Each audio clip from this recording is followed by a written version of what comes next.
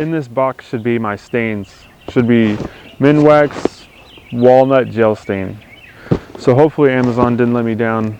I got this on Amazon because nobody had it, like Lowe's and Home Depot. Couldn't find it. So we're gonna check this out.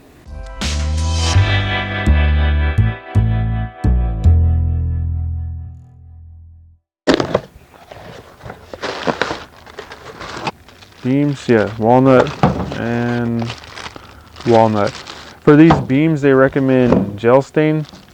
I'm not sure why, but anytime someone buys a product and wants us to install it, what I like to do is go by the exact manufacturer's requirements. So if he gave me the documentation on this, I researched it, and they said use gel stain on this. So I'm going to do whatever the documents say because they're not mine. I didn't buy them.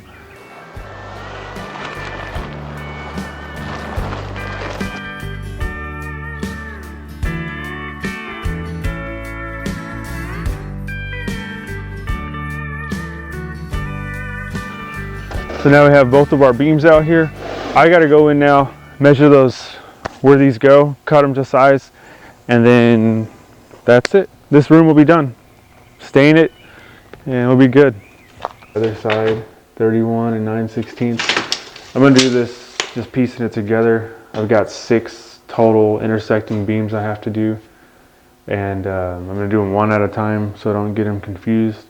And what I'll probably do is label this like 1, 2, 3, 4. So when I cut this one exactly to fit here, then I know like I won't mix it up with another one.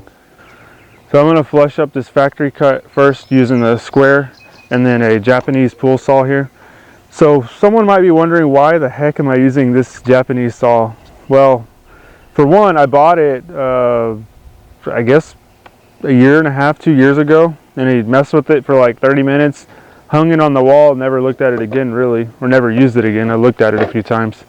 But one thing I like about it for this, and the reason I brought it to this job site, is because it's a lot more comfortable than the American saw, in my opinion, to cut things.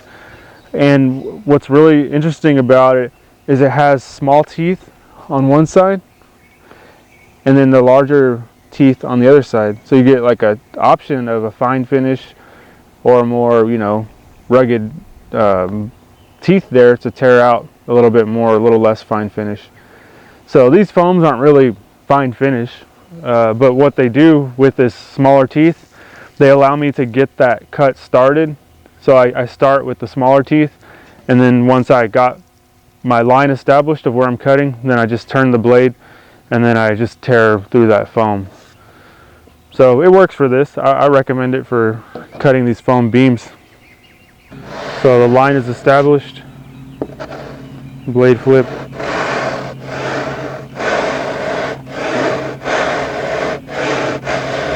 And we should be breaking off within a few pulls.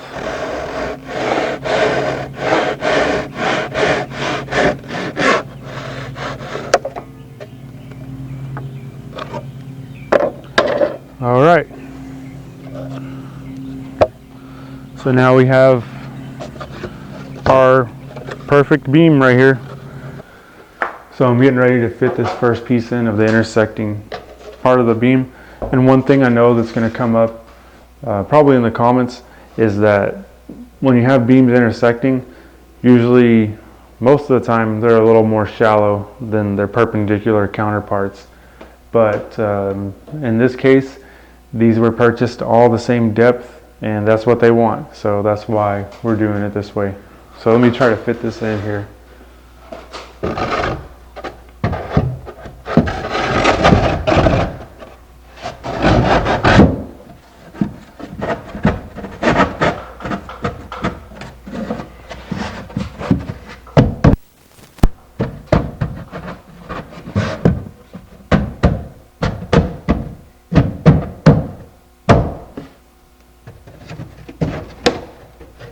Oh, that looks pretty good.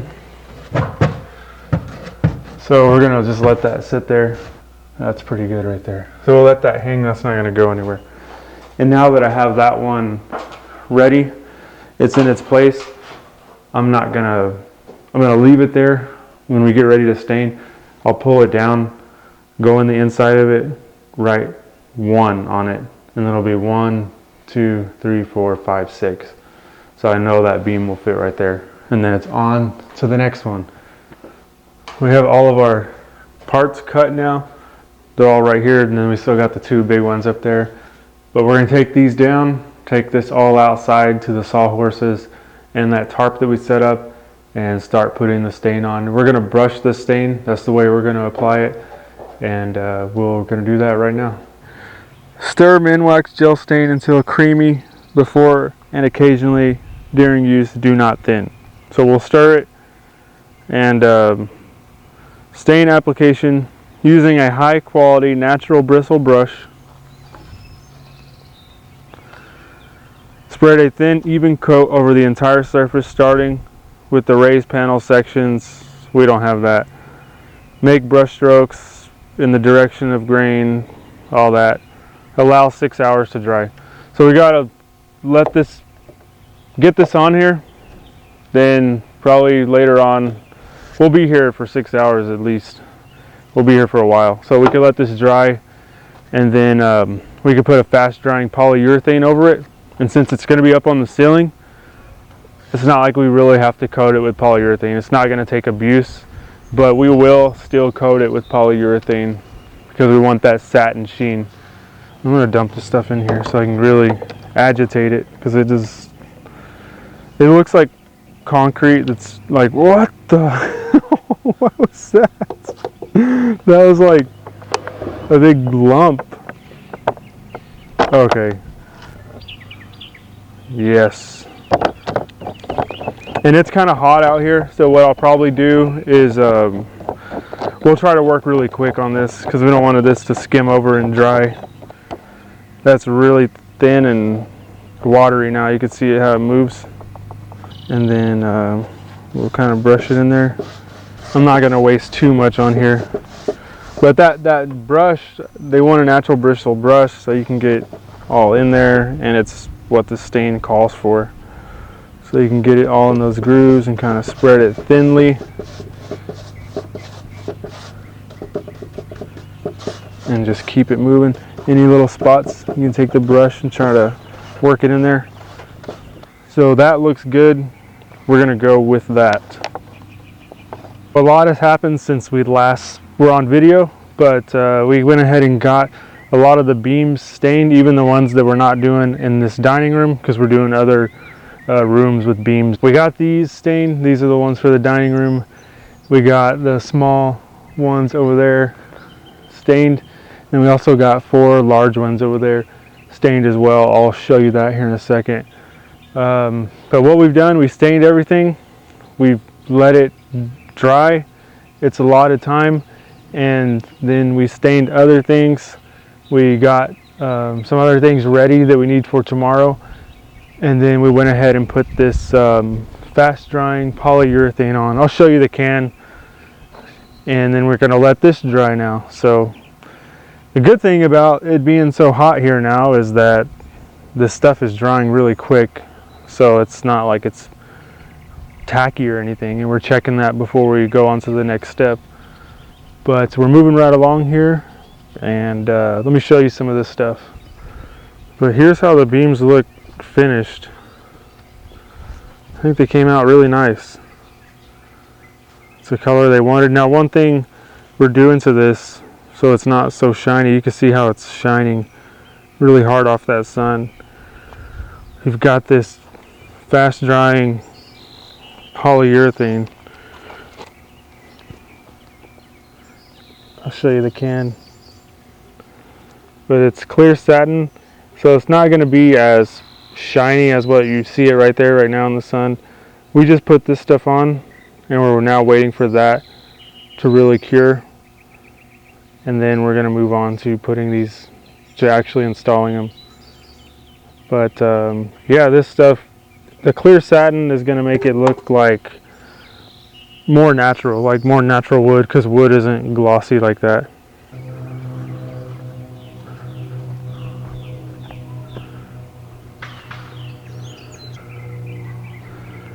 And you can see how realistic that wood looks. They do a pretty good job making these things look real.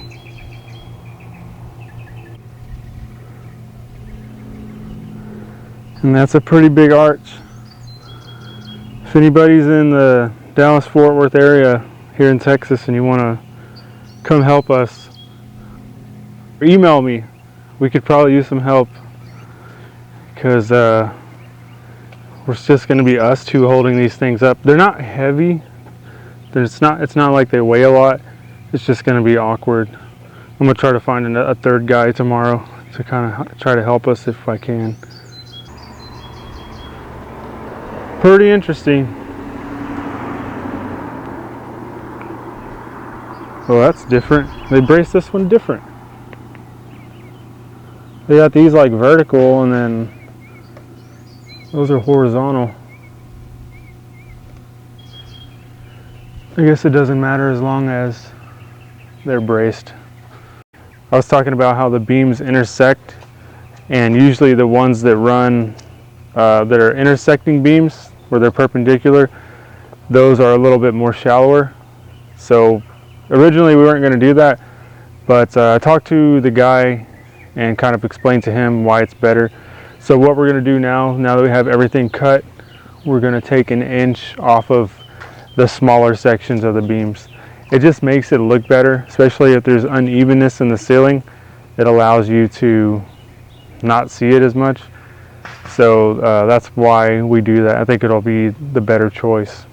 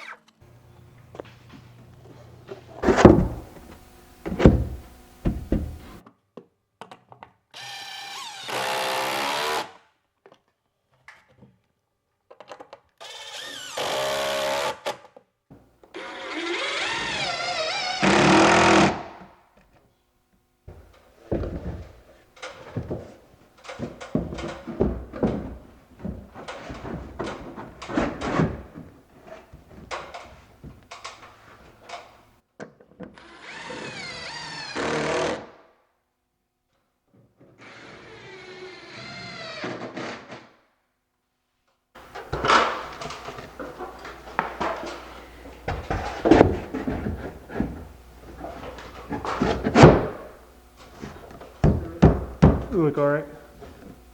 Mm-hmm. Yeah, go for it. Screw it. Yeah, screw it, man. Let's get out of here. No.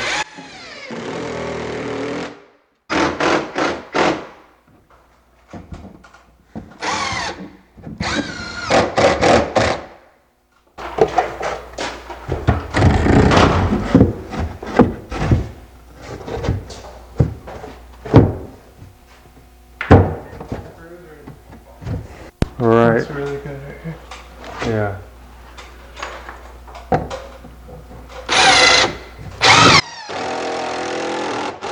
Still okay over there? Mm-hmm. Let me get one more. All right, we're on the last screw now, and we're done with this room. Well, we got to do some minor filling. We got to fill in the screw holes and stuff like that. But yeah, that's the last screw. And you gave me the wrong head. Thanks for coming along with us on this small little project. It's one of those projects where I just wanted to film it and show you because it's a little rare for us. But it's one of the easier things to do. It doesn't really take a whole lot as far as like intricate cutting, but it's just knowing what to do and just avoiding the mistakes that could happen. The biggest thing I would take away from this is that you really only get one shot with these beams because they're so expensive. So that's kind of the part that could make some people nervous, but overall it's easy if you take your time and just make sure you're being patient and not rushing. It's not like a stick of crown molding. You can just go buy another piece if you mess up. Some people are saying, why didn't I just nail it in with the nail gun rather than using screws, because now we have to fill the screws in. True, we do have to fill the screws in, but the manufacturer says to use screws. So I would never put these in with nails. Just do screws, get them perfect, make some cuts, and then you're good to go. You can have that peace of mind knowing you have that option to take it out if you need to during the installation process. After you fill it, you're not going to have access to those screws, but you shouldn't need to anyways. But anyways, thanks for watching this video. If you have any questions, any comments, leave them below. These big beams right here behind me, I'm not even going to attempt to make a video on these because this needs my full attention. I do not need to be talking to a camera on this. I'm not a full-time YouTuber, so I'm just a part-time guy. But if I was a full-time YouTuber, then I wouldn't even have videos to show you because I make my videos at work. And if I didn't work, then what would I be doing? It just wouldn't work. Well, thanks so much for watching. I got to get this stuff in the garage. We got to get cleaned up and head out. So we'll see y'all on the next video. Should be coming soon. Take care.